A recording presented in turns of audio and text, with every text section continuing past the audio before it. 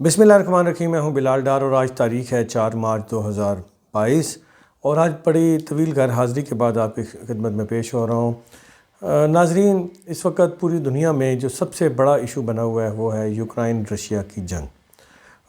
आपके इल्म में है कि रूस ने यूक्रेन पे हमला किया है और आज उसके हमले का 8वां दिन है और 8वें दिन तक अभी बहुत तबाही हुई, बहुत सारा जानी माली नुकसान हो चुका है और मिलियंस की तादाद में लोग बेघर हुए हैं और हिजरत करने पर मजबूर हुए हैं।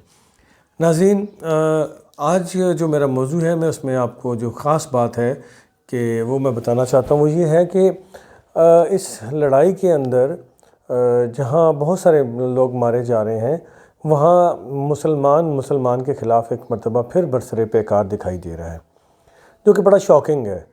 नाज़रीन, आपके इल्म में है कि जिस तरह पूरी दुनिया में पहले भी ये हुआ कि सीरिया हो, इराक़ हो या अफ़गानिस्तान हो, हर जगह मुसलमान के ख़िलाफ़ लड़ता हुआ दिखाई दिया और इसके हवाले से काफ़ी लोगों ने अपने अपने नज़रियात पेश किए कि मुसलमानों को मुसलमानों से लड़वाया जा रहा है। तो आइए ज़रा देखते हैं कि इस वार के अंदर किस तरह से मुसलमान के ख़िलाफ़ बरसरे पेकार है। मैं आपको एक पहले छोटी सी वीडियो दिखाता हूँ। ये वीडियो रूस की है, जिसमें रूस से मुराद के रूसी उस फ़ौज की है जो मुसलमानों पर मुश्तमिल है और वो चेचियन मुसलमान हैं और वो यूक्रेन में हमलावर हुए हैं रूस की तरफ से। तो आइए पहले इनकी तरफ वीडियो देख लें।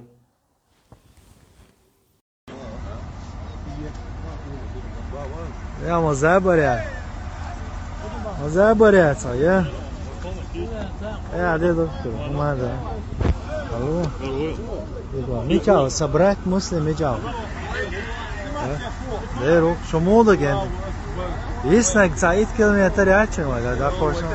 Oy, nur Said amu. Ya mola. Lalloş geldi. जी नाज़रीन, आपने वीडियो देखी और देखा कि किस तरह से ये मुसलमान अब हमलावर हो रहे हैं। यकीनन यूक्रेन एक क्रिश्चियन कंट्री है और रूस का भी इसी तरह से अब मज़हब क्रिश्चियन ही है। मेजॉरिटी का वहाँ पर एक वक्त था कि वहाँ कोई भी मज़हब नहीं था या था तो डिफरेंट मज़ाहिब थे, लेकिन इन दोनों ममालिक का मज़हब क्रिश्चियनिटी है, क्रिश्चियन ही है।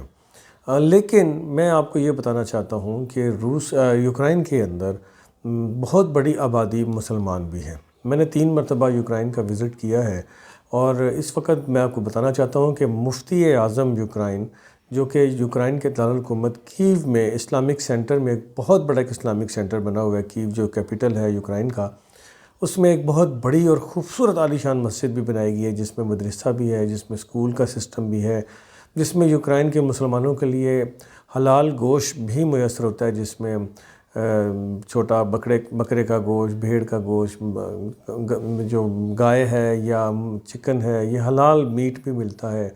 और यहाँ मुसलमान इकट्ठे भी होते हैं और अपने मसाइल भी डिस्कस करते हैं, नमाज भी पढ़ते हैं, रोज़ा भी रखते हैं, सब मिलजुल के अपने मसाइल हल करते हैं।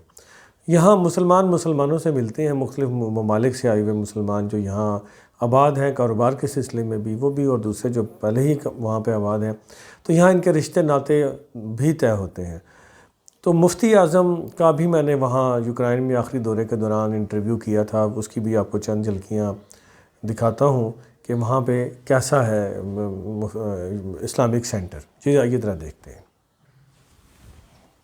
बिस्मिल्लाहिर्रहमानिर्रहीम। हम इस वक्त यूक्रेन के दारुल-हुकूमत की इस्लामिक सेंटर और यहाँ की सबसे बड़ी जामिया मस्जिद, मरकज़ी जामिया मस्जिद, जो कि ना सिर्फ कीव की जामिया मस्जिद है बल्कि ये पूरे यूक्रेन की जामिया मस्जिद है और ये इस्लामिक सेंटर है। यहीं से यूक्रेन के अंदर मुसलमानों की तमाम जो मामलात हैं उनको देखा जाता है, यानी मजहबी मामलात को देखा जाता है। उनके बच्चों की और उनकी तरबियत इस्लामी बुनियादों पर की जाती है। यहाँ कुरान पाक बच्चों को पढ़ाया जाता है और उन्हें इस्लामी तरीके सिखाए जाते हैं और साथ साथ यहाँ पे एक बहुत बड़ी जामिया मस्जिद है जिसमें यूक्रेन के बेशतर शहरी आके यहाँ पे कीव के शहरी यहाँ पे आके नमाज जुमा और दीगर 5 वक्त की नमाज़ें भी अदा करते हैं और तमाम मजहबी जो इबादत हैं या रसूमात हैं वो यहीं इस मस्जिद में अदा की जाती हैं। इसके अलावा भी कीव के अंदर 4-5 मसाजिद हैं, लेकिन आज हम कीव के اندر مسلمانوں کے مسائل یا مسلمانوں کی اسلام کی تبلیغ کے حوالے سے جاننے کے لیے مفتی اعظم یوکرائن کے ساتھ موجود ہیں اور ان سے ہم انٹرویو کریں گے. اور ہمارے اس انٹرویو کو کیونکہ مفتی صاحب رشین لینگویج میں بات کریں گے یا یوکرینین لینگویج میں بات کریں گے تو اپنے ناظرین کی سہولت کے لیے میرے ساتھ انٹرپریٹر کے جو فرائض ہیں وہ حسن عباسی صاحب ادا کریں گے کہ جو کہ یہاں کے شہری ہیں, یہاں کے نیشنل ہیں اور گزشتہ تقریباً 15 سال سے زائد عرصے سے یہاں پہ آباد ہیں.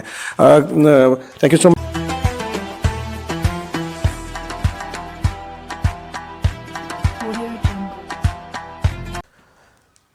تو جی ناظرین, آپ نے دیکھا کہ وہاں کا اسلامک سینٹر کیسا ہے.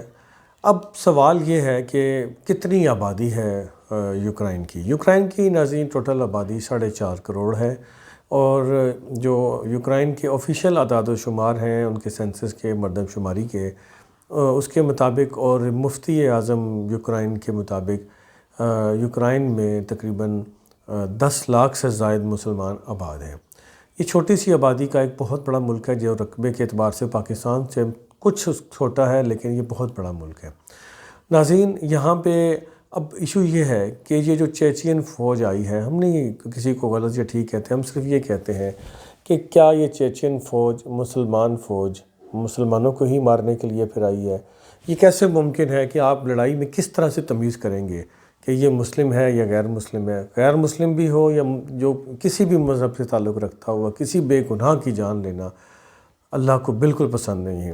اور جو حملہ آور ہوئے ہیں, یقیناً کوئی بھی ملک کسی بھی دوسرے ملک پہ حملہ آور ہوگا تو وہ غلط ہے. اور اس سرکمسٹانسز میں جب کہ پوری دنیا نے یعنی کہ اقوام متحدہ میں یوکرائن کے حق میں جو قرارداد پاس ہوئی وہ آپ کے سامنے ہے کہ صرف 35 ممالک نے روس کی حمایت کی اور باقی پوری دنیا نے یوکرائن کی حمایت کی اور 35 ممالک نے روس کی حمایت کی.